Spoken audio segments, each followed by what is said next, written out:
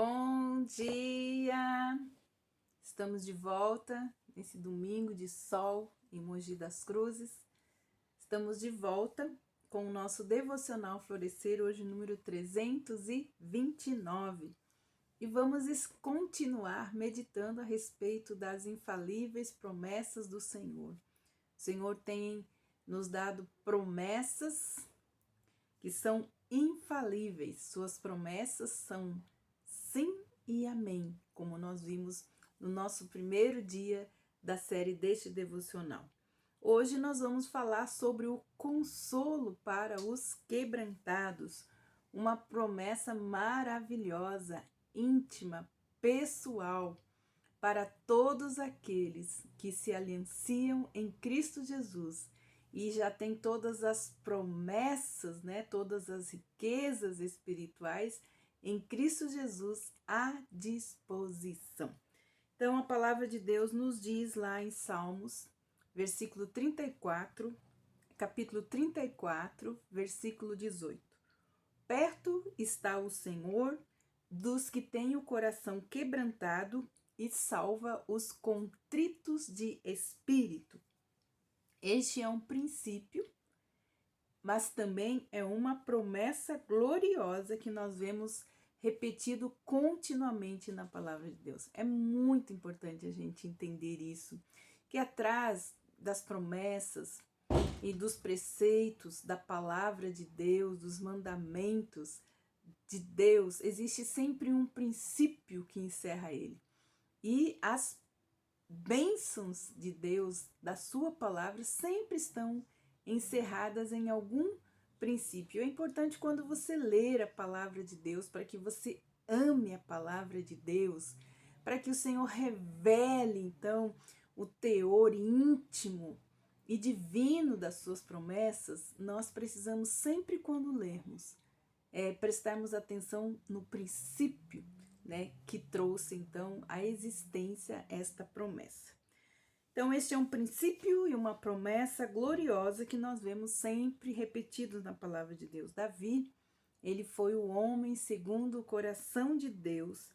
Ele, demonstrou e trouxe para nós, e nós conhecemos os salmos, e os salmos de Davi sempre trouxeram a agonia, do coração dele, o quebrantamento, o sofrimento e também um espírito oprimido. Davi passou por tudo e ele então expressou através dos salmos como ele buscava Deus intimamente e como ele recebia então as respostas ao seu clamor nos dias de angústia.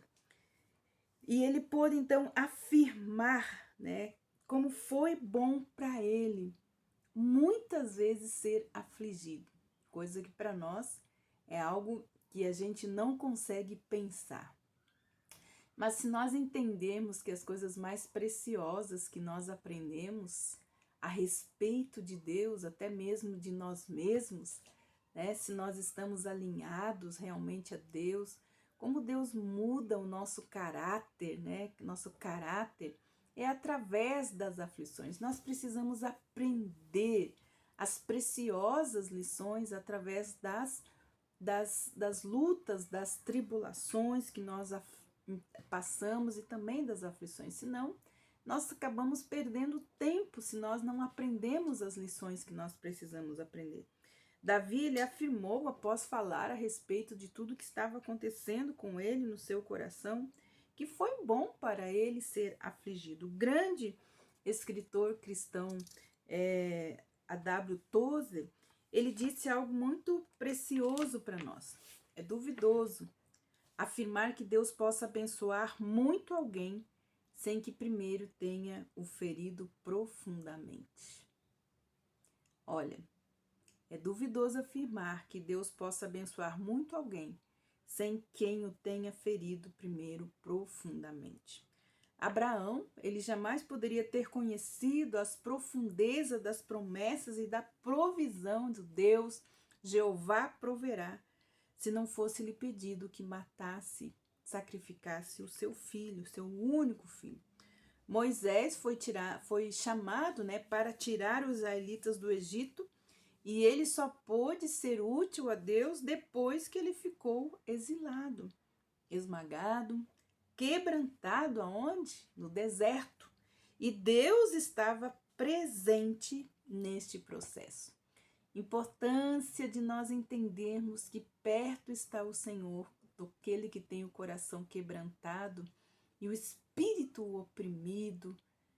Então, Deus está perto, Deus está nesses processos que nós estamos passando e principalmente nesse tempo de agonia, de aflição que estamos fazendo. É importante nós reconhecermos a presença de Deus nesse tempo e nesse processo. Vários santos da história fizeram o mesmo relato. Quando eu estava no fim das minhas forças, quando o meu coração se quebrou, lá estava Deus, não trocaria nada por esse momento de comunhão. Aqueles que reconhecem, usufruem e experimentam a presença de Deus no meio das suas aflições, no meio das suas agonias, têm essa experiência de ter esta comunhão. E comunhão é parceria, é usufruir, experimentar da presença de Deus bem perto, bem juntinho no dia da provação. Seu coração está quebrantado, quebrado? Tem sido esmagado o seu espírito? Você encontra a realidade nas promessas de Deus. Nós passamos 90% do nosso tempo tentando evitar a dor, evitar o sofrimento. E por isso perdemos as lições preciosas no meio da provação, no meio do sofrimento. Então é muito importante que a gente entenda que nós precisamos trabalhar com a realidade, por mais dura, por mais difícil que ela seja. Porque é nesta realidade que nós estamos vivendo que as promessas de Deus, as promessas infalíveis de Deus se fazem presente e elas nos dão o suporte e nos fazem passar por este processo. Nós temos também o versículo 19 desse mesmo salmo, ele diz assim: muitas são as aflições dos justos, mas o Senhor os livra de todas. Esse ensino bíblico, ele é verdadeiro e ele também é realista. Muitas pessoas não creem nesta promessa, porque elas estão evitando a dor desse tempo, desse momento. Estão evitando, fazendo de conta, né? Então, esta é uma promessa, né? Que Deus está com aqueles que estão em aflições, sejam elas quais forem. E o Senhor está pronto e perto para ajudá-las, para livrá-las dessas aflições. Mas nós precisamos reconhecer a presença dele nesse tempo em nossa vida. Então, este ensino é bíblico, ele é verdadeiro e ele é realista. Jesus disse a mesma coisa, então, para os seus seguidores, lá em João 16, 33, ele disse assim: tenho-vos dito isso para que em mim tenhais paz. No mundo tereis aflições, mas tende bom ânimo, pois eu venci o mundo.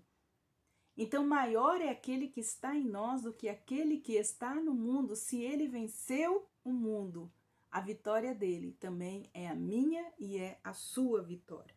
Era a vontade de Cristo que seus discípulos tivessem paz interior, quais fossem os problemas que eles estivessem passando. A paz em Cristo é a única paz verdadeira que nós podemos encontrar em meio às nossas aflições. É apenas nele que os cristãos têm paz. É através dele que temos paz também com Deus, né?